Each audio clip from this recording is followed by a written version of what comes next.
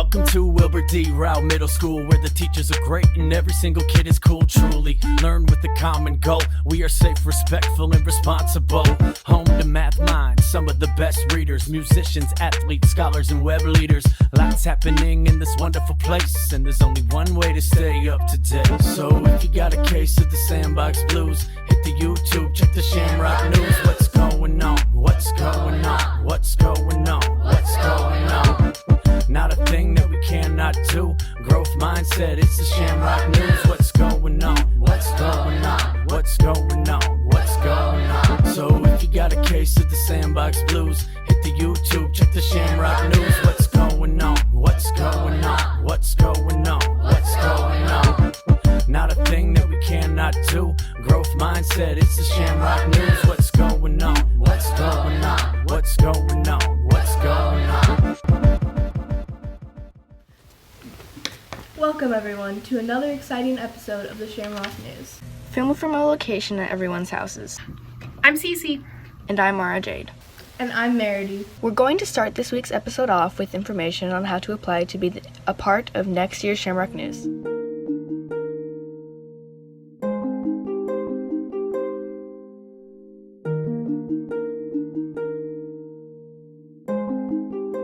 Hello, 7th grade Rowe Middle School students. The Shamrock News applications are now available online. The application process, which includes submitting an application, submitting an essay, and submitting the video interview, needs to be completed by Friday, May 8th, 2020. Here's what you need to do.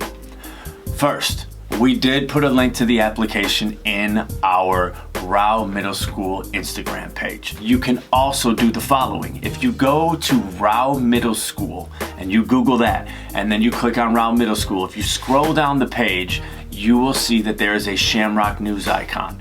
If you click that Shamrock News icon, it will take you to a Shamrock News page. There, you will find a link to the application, and you'll also find a link to a help slideshow that kind of breaks down the steps for the application. As far as the application is concerned, here's what you're going to need. Number one, it's going to ask for your GPA. I understand that you do not necessarily have grades for this semester because of everything. So we are asking that you use first semester's GPA. Then you're gonna need to write the names of 2 staff members that I will contact on your behalf for your staff recommendations.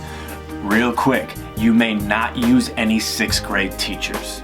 It's also going to ask you to list your technological skills, ask what positions you might be interested in holding next year, ask if you have any ideas for new segments that we can do. You're then going to be required to write an essay. Now, this is really important. The application, the essay, and the video interview, which I'm going to talk about in a second, all do not need to be submitted at the same time. You can submit them at different times. So I would recommend just getting the application out of the way.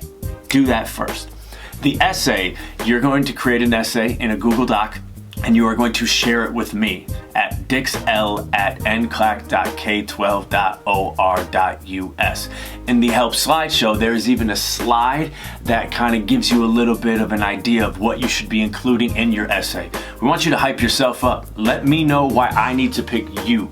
The last thing, we're gonna ask that you record yourself, film yourself, answering 3 of the 5 interview questions. This is really important for us because we know that not everybody is a strong writer, so we want to give everybody multiple opportunities to showcase their ability levels. Maybe you're really good on camera, and this is an opportunity for you to show that.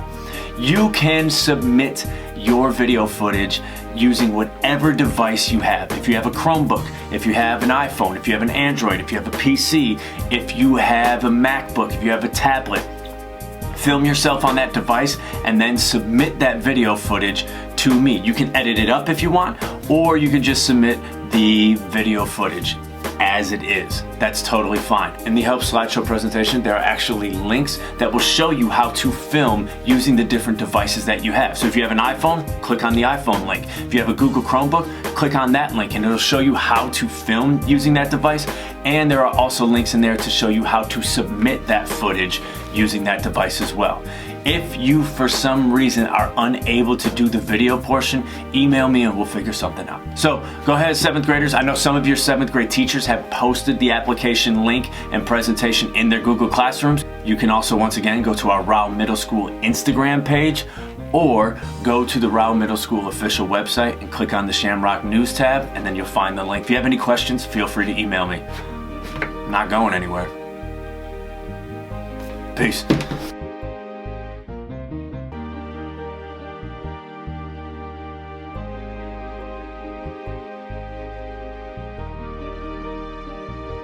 As you may have heard, we won't be going back to Rowe this year, which means we'll be doing online schooling for the rest of the semester. In order to be successful, we've got some helpful hints for you.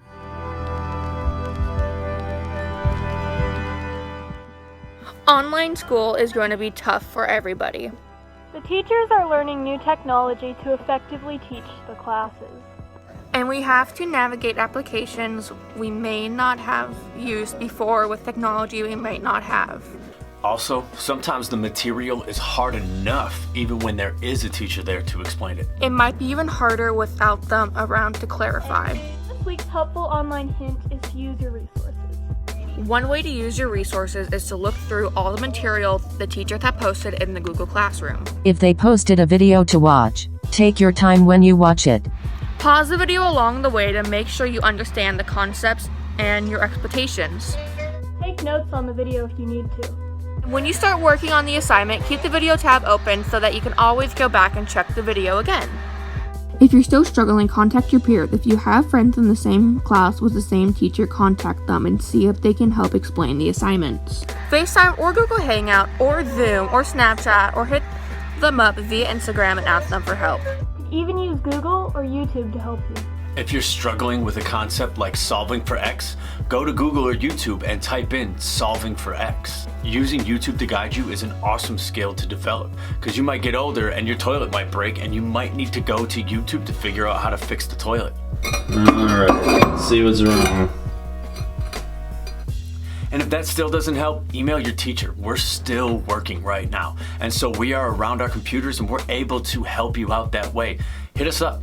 Let us know, hey, I'm struggling with this, and we can correspond with you and try to figure out a way to solve the problem. We know that online schooling is going to be hard, but we have a lot of different resources available, and we're pretty confident that with all the different resources, we'll be able to figure out all the concepts that we need to learn, and we'll probably get better at using those resources in the future.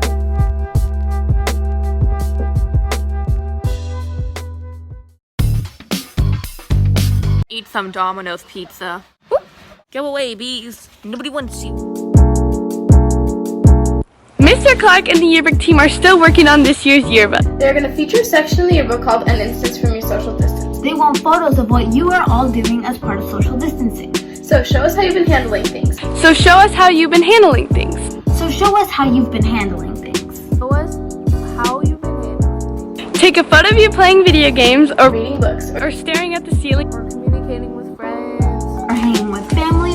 or making art Or going for walks. Or whatever else you've been doing to keep socially distant. Then, once you've taken the photo, send it to Mr. Clark at clarkj@nclack.k12.or.us. Or you can tag us in it. At RMS_Shamrocks. to show us an instance from your social distance. And share it for this year's yearbook. Before break, we completed a popping or flopping, asking Rowe Middle School if their renegade dance was popping or flopping. The Renegade Dance is a TikTok dance being replicated by many different users on social media platforms.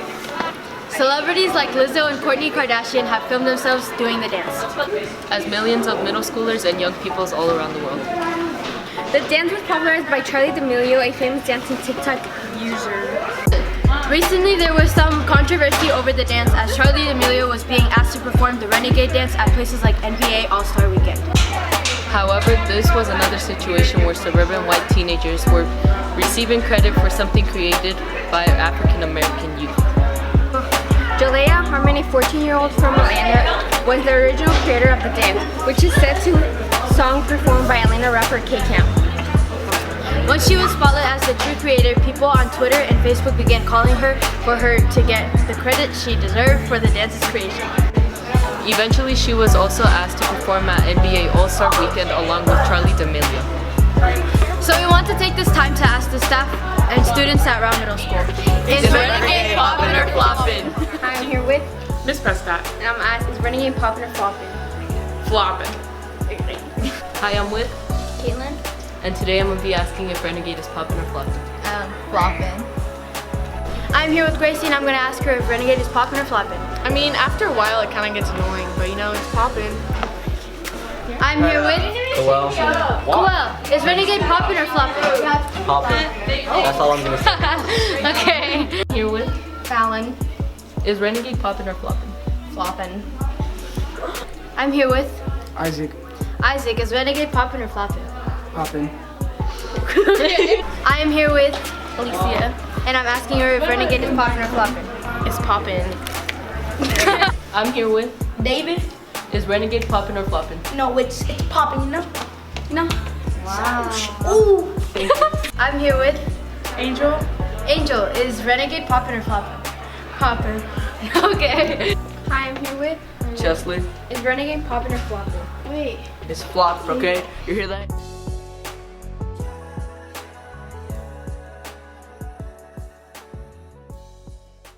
Happy birthday, Miss Hudson. I miss you and I hope you're doing well. Happy birthday, Miss Hudson. I hope your day is pretty good and I hope you have a fun birthday. Happy birthday, Miss Hudson. Happy birthday, Miss Hudson. Happy birthday, Miss Hudson. I miss you. Happy birthday and I hope you're enjoying today. We miss you.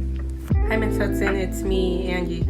I hope you're having a really good day and happy birthday. Happy birthday, Miss Hudson. Have a great day. Happy birthday, Miss Hudson. Happy birthday, Miss Hudson. Happy birthday, Miss Hudson. Happy birthday, Miss Hudson. Hi, Miss Hudson. Happy birthday. I miss you so much. Happy birthday, Miss Hudson. Happy birthday, Miss Hudson. Hi, Miss Hudson. It's Big Boy Chesley here. Hey! How's it going? Well, I just wanted to say hi, and I miss you, and it's weird. We'd like to congratulate our February Student of the Month since we were unable to officially give them their shine while we were at school. So back in February, when we were still in school, like, well, normal people, we had a Student of the Month theme. Our Student of the Month theme for February was a quote by Dr. Martin Luther King. He once said, "Darkness cannot drive out darkness. Only light can do that. Hate cannot drive out hate. Only love can do that." And we chose students who used light and love to drive out darkness and hate in our community. We'd like to congratulate our February Student of the Month recipients.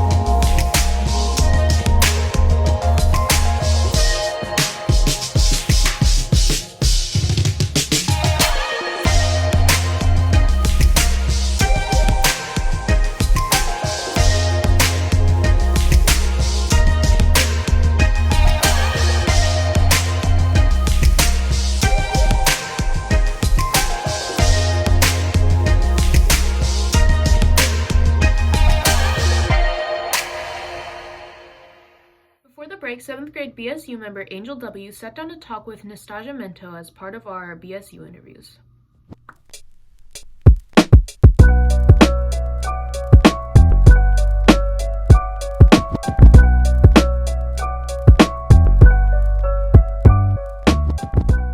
Nastasia Minto is an African-American woman who was born in South Georgia and was raised by her grandparents. She grew up in poverty around drugs, alcohol, and family violence. Her life experiences led her to obtain an associate's degree in occupational therapy and a bachelor's degree in psychology. Minto, who is now a Portland resident, recently performed her poetry at our Black Excellence Assembly. Black entrepreneur queen, am I becoming Michelle Obama? The first Black first lady to hold a law degree, to be written down in history, being the representation that our people of color need to see. After the performance, she sat down with 7th grade Black Student Union member Angel Wilton to discuss her upbringing, her inspiration, and her outlook on life. Check it out. But I love writing, and writing was a way for me to express everything I was going through. In high school, my coach told me the last time I got in trouble would be the last time I was on the team. And I wanted a basketball scholarship, so I knew that I had to stay on the team to get the scholarship. Did you have like any friends or teachers that supported you the whole way through? Oh yeah, right now I have my 7th grade teacher who is still in my life, so that's 14 years later, and she came up to me, even in her class, I got in trouble, suspended, and she said I would not give up on you. So I read on the website that you have an educational background in psychology. Yeah. What made you want to go to school for psychology? I wanted to know why every person in my family was on drugs and why so many of them have mental health disorders, and if so, like, was that going to be in my future, in my path? How do you deal with nerves when you're about to go up there and read your poems to people? I've experienced difficulties with haters. How do you deal with the haters? Haters gon' hate. Is there any advice that you can give to young people who want to start their own writing? Keep writing. You only get better. I mean, especially if it's something that you love to do and you're passionate about, just keep doing it and find those people who are doing what you want to be doing.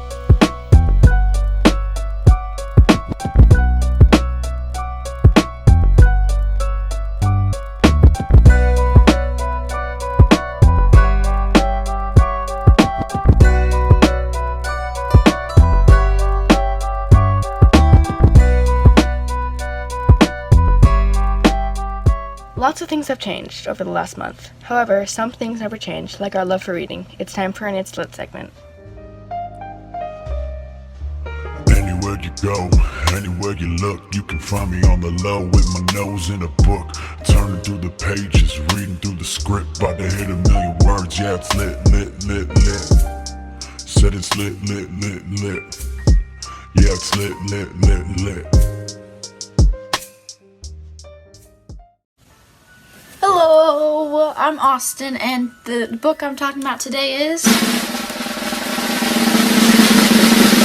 Hunger Games by Susan Collins. The Hunger Games is a game they hold every year in the book. They do this to remind everybody of the events that had happened in the past and how the capital is stronger than any of the districts. Each district, there's 12. Each district is forced to give up one boy and one girl to perform in the games. The capital calls them tributes. The games is a national televised event that every citizen must watch as the young tributes fight to the death until only one remains.